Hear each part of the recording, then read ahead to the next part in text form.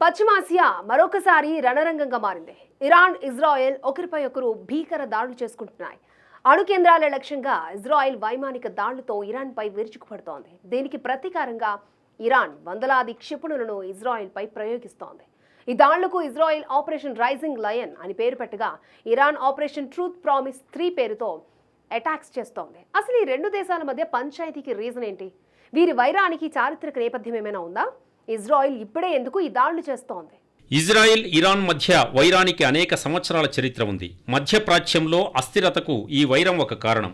ఇజ్రాయెల్కు అసలు ఈ భూమిపై ఉండే హక్కే లేదంటోంది ఇరాన్. మిడిల్ ఈస్టులో అమెరికాకు మిత్రదేశంగా ఒక దుష్ట శక్తిగా ఇరాన్ పాలకులు దీన్ని భావిస్తున్నారు.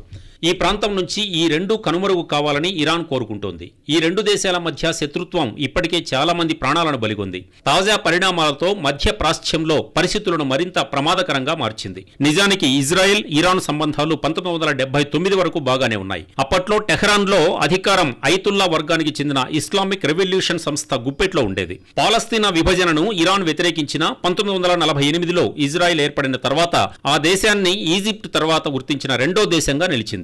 ఆ సమయంలో ఇరాన్ రాచరిక పాలనలో ఉండేది. పహ్లావి రాజవంశానికి చెందిన షాలు పరిపాలిస్తుండేవారు. మధ్యప్రాచ్యంలో వీరు అమెరికా మిత్రులుగా ఉండేవారు. ఈ కారణంగానే ఇజ్రాయిల్ ఇరాన్తో స్నేహాన్ని కోరుకుంది. దీనివల్ల పొరుగున ఉండే అరబ్ దేశాలు కొత్తగా ఏర్పడిన యూదుల దేశాన్ని వ్యతిరేకించకుండా చూడవచ్చనే ఉద్దేశంతో ఇరాన్కు స్నేహహస్తం అందించింది. కానీ 1979లో ఇరాన్లో పరిస్థితులు మారిపోయాయి. ఇరాన్ విప్లవ నాయకుడు రుహోల్లా ఖొమైనీ ఇరాన్ రాజు షాను గద్దెదింపి ఇరాన్ను ఇస్లామిక్ రిపబ్లిక్గా ప్రకటించారు.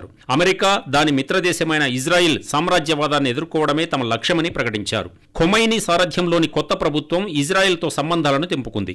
ఇజ్రాయెల్ పౌరుల పాస్పోర్టులను గుర్తించడం మానేసింది. టెహ్రాన్లోని ఇజ్రాయేలీ దౌత్య కార్యాలయాన్ని సీజ్ చేసి దానిని ఇజ్రాయెల్ ప్రభుత్వానికి వ్యతిరేకంగా ప్రత్యేక పాలస్తీనా దేశం ఏర్పాటుకు పోరాడుతున్న పాలస్తీనా లిబరేషన్ ఆర్గనైజేషన్ PLOకు అప్పగించింది. ఇరాన్లో షా పాలన ముగిసిన తర్వాత వచ్చిన కొత్త పాలకులు ఇజ్రాయెల్ పట్ల వ్యతిరేకత, ద్వేష భావాన్ని నరనరాన జీర్ణించుకున్నారు. లెబనాన్ లాంటి ప్రదేశాల్లో పాలస్తీనియన్లతో కలిసి చాలా మంది ఇరాన్ నేతలు గెరిల్లా యుద్ధ విద్యల్లో శిక్షణ పొందారు. వారికి పాలస్తీనియన్ల పట్ల గొప్ప సానుభూతి ఉండేది. ఇస్లామిక్ ప్రపంచంలో సూపర్ పవర్గా ఎదగాలని ఇరాన్ భావిస్తోంది. అందుకే అరబ్ దేశాలన్నీ వదిలేసిన పాలస్తీనా వివాదాన్ని ఇరాన్ లేవనెత్తుతోంది. అందుకే పాలస్తీనా సమస్య తమ సొంత సమస్య అని ఖొమైనీ ప్రకటిస్తున్నారు. ఇది ఇజ్రాయెల్కి ఏమాత్రం మింగుడు పడని వ్యవహారం. అందుకే ఇరాన్ స్టోరీ ముగించడమే లక్ష్యంగా పనిచేస్తోంది. 1990 దాకా ఇజ్రాయెల్కు ఇరాన్తో శత్రుత్వం ఉండేది కాదు. దీనికి కారణం ఇరాక్లోని సద్దాం హుస్సేన్. ఆయన ఓ పెద్ద ప్రాంతీయ ముప్పుగా కనిపించేవాడు. పైగా 1980-1988 మధ్యన ఇరాన్, ఇరాక్ పోరులో అమెరికా ఇరాన్ కాంట్రా పేరుతో ఇరాన్కు రహస్యంగా ఆయుధాలు అందించింది. ఈ వ్యవహారంలో ఇజ్రాయెల్ ప్రభుత్వం కూడా ఓ మధ్యవర్తిగా వ్యవహరించింది. కాలక్రమంలో ఇరాన్ను తన మనుగడకు ప్రమాదకారిగా భావించడం మొదలుపెట్టింది ఇజ్రాయెల్. దీంతో వీరి మధ్య వైరం మాటల నుంచి చేతల దాకా వెళ్ళింది. ఇరాన్కు మరో ప్రాంతీయ శక్తి అయిన సౌదీ అరేబియాతోనూ విరోధం ఉంది. ఇరాన్లో షియాలు మెజారిటీ కాగా మిగిలిన అరబ్ దేశాలలో సున్నీలదే ఆధిపత్యం. దీంతో తాను ఏకాకిననే సత్యాన్ని ఇరాన్ ప్రభుత్వం గ్రహించింది. దీంతో ఏదో ఒక రోజు తన సొంత ప్రాంతంలోనే తనపై దాడి జరగవచ్చనే ఉద్దేశంతో ఇరాన్ ఓ వ్యూహానికి పదును పెట్టింది. ఈ వ్యూహం మేరకు టెహ్రాన్ ప్రయోజనాలకు అనుగుణంగా సాయుధ చర్యలకు దిగే హిజ్బుల్లా పుట్టుకొచ్చింది. ఈ సంస్థను అమెరికా, యూరోపియన్ యూనియన్ తీవ్రవాద సంస్థగా ప్రకటించాయి. లెబనాన్, సిరియా, ఇరాక్, యెమెన్లలో ఈ సంస్థ కార్యకలాపాలు సాగిస్తోంది. అయితే ఇజ్రాయెల్ కొంతకాలంగా జరుపుతున్న దాడులతో ఈ సంస్థ ప్రధాన నాయకత్వం తుడిచిపెట్టుకుపోయింది. ప్రస్తుతం ఈ సంస్థ మనుగడే ప్రశ్నార్థకంగా మారింది. ఇలా ఇరాన్, ఇజ్రాయెల్ మధ్య చాలా కాలంగా షాడో వార్ జరుగుతూనే ఉంది. ఇరాన్ అణు కార్యక్రమాన్ని అడ్డుకోవడానికి ఇజ్రాయెల్ ఎప్పుడూ తహతహలాడుతూ ఉండేది. ఐతుల్లాల దగ్గర అణుశక్తి ఉండకూడదనేది ఇజ్రాయెల్ కోరిక. ప్రజా అవసరాల కోసమే తాము అణు కార్యక్రమాలు నిర్వహిస్తున్నామనే ఇరాన్ మాటలను ఇజ్రాయెల్ నమ్మడం లేదు. ఇరాన్ అణు కార్యక్రమంలో భాగస్వాములైన కీలక సైంటిస్టులను ఇజ్రాయేలీ ఇంటెలిజెన్స్ సంస్థ మొసాద్ మట్టుబెడుతూ వస్తోంది. అయితే ఇరాన్ శాస్త్రవేత్తల మరణాల విషయంలో ఇజ్రాయెల్ ఏనాడూ తన పాత్రను అంగీకరించలేదు. తన భూభాగంలో డ్రోన్లు, ర్యాకెట్ల ద్వారా దాడులు, అనేక సైబర్ దాడులకు ఇరానే కారణమని ఇజ్రాయెల్ తన పశ్చిమ దేశాల మిత్రదేశాలతో కలిసి ఆరోపిస్తోంది. 2023 అక్టోబర్ 7న ఇజ్రాయెల్పై హమాస్ దాడులు జరపడం, దీనికి ప్రతిగా గాజాలో ఇజ్రాయెల్ సైన్యం పెద్ద ఎత్తున దాడులు చేయడం, ఈ ప్రాంతంలో వరుస ప్రతీకార చర్యలకు కారణమై ఇరాన్, ఇజ్రాయెల్ మధ్య ప్రత్యక్ష సంఘర్షణకు కారణమైంది. ఇజ్రాయెల్ ఇక పథకం ప్రకారం తమ శత్రువులను మట్టుబెడుతోంది. ముందు హమాస్ను నాశనం చేసింది. ఆ సంస్థ నాయకత్వం మొత్తాన్ని మట్టుబెట్టింది. తర్వాత హెజ్బుల్లాను ధ్వంసం చేసింది. ఇప్పుడు ఏకంగా ఇరాన్తో ప్రత్యక్షంగా యుద్ధానికి దిగింది. ఇజ్రాయెల్ ఆవేశాన్ని చూస్తుంటే ఇరాన్ అంతు చూసేదాకా వదిలేలా లేదు. అయితే ఇరాన్ అంత బలహీనమైందా? ముందు ముందు ఏం జరగబోతోంది? ఇజ్రాయిల్ ఇరాన్ల మధ్య దశాబ్దాలుగా కొనసాగుతున్న వైరం ఇప్పుడు పూర్తి స్థాయిలో బద్దలైంది. దాడులు ప్రతిదాడులతో పశ్చిమాసియా అట్టుడుగుతోంది.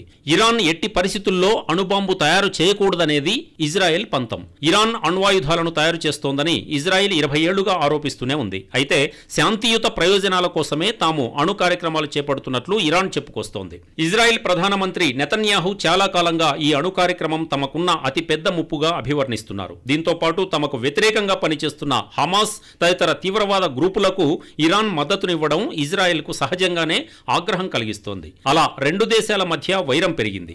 ఈ నేపథ్యంలోనే ఇజ్రాయెల్ తాజాగా ఇరాన్ అణు కేంద్రాలే లక్ష్యంగా దాడులకు దిగింది. ఇజ్రాయెల్తో ఇరాన్ ప్రత్యక్ష యుద్ధానికి పెద్దగా దిగనప్పటికీ 40 ఏళ్లుగా ఆ దేశంతో పరోక్షంగా యుద్ధం చేస్తూనే ఉంది. ఉగ్రవాద అనుబంధ ముఠాల నెట్వర్క్ యాక్సిస్ ఆఫ్ రెసిస్టెన్స్ ఏర్పాటు చేసి ఇజ్రాయెల్ పైకి ఉసిగొల్పుతోంది. గాజాలో హమాస్, లెబనాన్లో హెజ్బొల్లా, యెమెన్లో హూతీలు, ఇరాక్, సిరియాలో మిలీషియా సంస్థలు ఆ కోవకు చెందినవే. వీటి ద్వారా ఇజ్రాయెల్ను ఉక్కిరిబిక్కిరి చేస్తోంది. 2023 అక్టోబర్ 7న ఇజ్రాయెల్ పై హమాస్ ఉగ్రవాదులు దాడి చేసిన తర్వాత పరిస్థితులు మారాయి. హమాస్ తదితర సంస్థల నిర్మూలనే లక్ష్యంగా ఇజ్రాయెల్ దాడులు మొదలుపెట్టి ఆయా సంస్థల నాయకత్వాన్ని దెబ్బతీయడంతో ఈ యాక్సిస్ ఆఫ్ రెసిస్టెన్స్ బలహీనపడింది. కానీ ఇరాన్ భారీ మొత్తంలో యురేనియం నిల్వలను సమకూర్చుకోవడం ఇజ్రాయెల్ను ఆందోళనకు గురి చేస్తూనే ఉంది. అనువైన సమయం కోసం వేచి చూసింది. ఓవైపు హమాస్ తదితర గ్రూపులతో కూడిన నెట్వర్క్ బలహీనపడడం, మరోవైపు అణు కార్యక్రమానికి సంబంధించి అమెరికా చేస్తున్న ప్రతిపాదనలను ఇరాన్ పదే పదే తిరస్కరించడం ఇజ్రాయెల్కు బాగా కలిసొచ్చాయి. ఈ సమయంలో దాడి చేస్తే అమెరికా నుంచి కూడా తనకు మద్దతు లభిస్తుందని భావించిన ఇజ్రాయెల్ దాడులకు దిగింది. అయితే ఈ దాడుల ప్రభావం మిగతా ప్రపంచం మీద కూడా ప్రభావం చూపనుంది. చమురు ధరలు ఒక్కసారిగా పెరిగాయి. ఇజ్రాయెల్ దాడుల ఘటన తర్వాత బెంచ్ మార్క్ బ్రెంట్ క్రూడ్ ధర 10% పైగా పెరిగింది. జనవరి తర్వాత గరిష్ట స్థాయిలకు ఈ ధర చేరుకుంది. ఇరాన్, ఇజ్రాయెల్ మధ్య ఘర్షణలు పెరగడంతో ఇంధనం పుష్కలంగా లభించే ఈ ప్రాంతం నుంచి రాబోయే రోజుల్లో సరఫరాల్లో అంతరాయం నెలకొంటుందని ట్రేడర్లు ఆందోళన వ్యక్తం చేశారు. కారులో ఇంధనాన్ని నింపడం నుంచి సూపర్ మార్కెట్లో ఆహార వస్తువుల ధరల వరకు ప్రతి దానిపై చమురు ధరల పెరుగుదల ప్రభావం కనిపిస్తుంది.